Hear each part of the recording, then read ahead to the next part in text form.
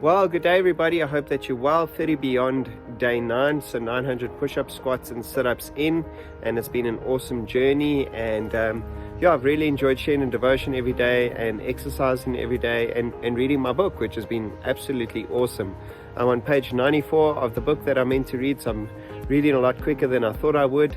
And we're 900 push-ups, sit-ups, and squats in. And the school that I'd like to share for Teach Beyond today, or the opportunity that I'd like to share for Teach Beyond today, is we've got an organization underneath the Teach Beyond umbrella. It's called Beyond Borders. And what Beyond Borders does is they work with refugees. So they provide an education and a curriculum for refugees or people that are in refugee status. And they are needing a fundraising coordinator for that particular ministry. If this is something that interests you, please contact me and we can see if we can put you into contact with them, and hopefully that will be a great opportunity for you. Today's devotion is about another refugee, Jonah. We've been speaking about Jonah for the last couple of days, and it's quite it strikes me that he ran away from God.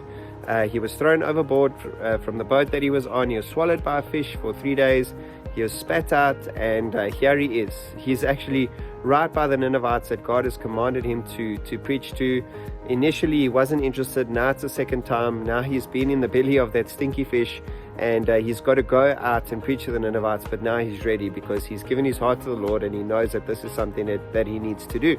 But something strange happens in the story, which we're not going to share today, but quite profoundly, when Jonah preaches to the Ninevites, they repent. They accept the word that Jonah preaches, and they are really sad. In fact, the Bible tells us that they all put on sackcloth, young and old. They all repented and fasted because of their wicked ways. And this struck Jonah. He thought to himself, I've just delivered really bad news to these people. How could they respond in this manner?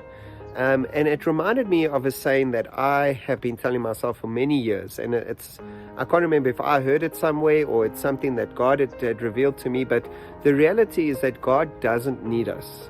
And the moment that we realize in our hearts and our minds and our lives that God doesn't need us, it's a profound paradigm shift. And just because God doesn't need us doesn't mean He won't use us. He wants to use us. I mean, God could have used anybody to preach to the Ninevites, but He chose to use Jonah, somebody that was unwilling, that tried to run away from Him, but God had called him for such a time as this. And so just because God doesn't need us doesn't mean He won't use us, and that also doesn't mean that He won't use us for a particular specific purpose. God does. He uses us for incredible things. And when Jonah followed on the calling that God had given him, the plan for his life, God's vision for his life, look at what happened. Amazing things happened. In fact, if you think about it, this was an incredible evangelical sermon that Jonah must have preached, saying, return from your wicked ways, repent and give your heart to the Lord, and possibly thousands of people did that.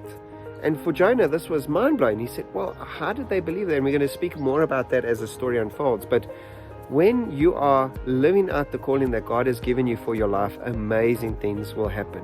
So be sensitive to what that will is, and remind yourself that God doesn't need you, but He can use you, and it's a privilege to be used by God. So that's our devotion for today. May God bless you, and I pray that you have a great day further, and I look forward to sharing again tomorrow.